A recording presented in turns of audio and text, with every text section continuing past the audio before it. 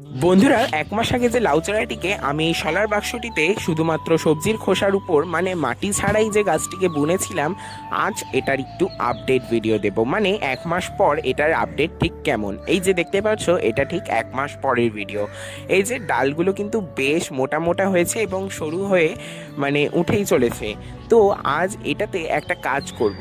আর পাতাগুলোও কিন্তু খুব ঝকঝক করছে, মানে বড় বড় এবং চকচকে।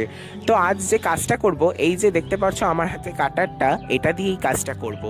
ডালগুলো বেশ বড় হয়ে যাওয়ায় আমি কিন্তু উপরের অংশের কিছুটা ডাল কেটে দিচ্ছি, যাতে এই যে আমাদের যে গাছটা শুধুমাত্র বেড়েই উঠছে সেটা একটু বন্ধ হবে এবং সাইডের যত ডাল আছে সবই কিন্তু বেরোবে। আর এই ডালগুলো বেরোনোতে কিন্তু তাতে কিন্তু লাউও ধরবে।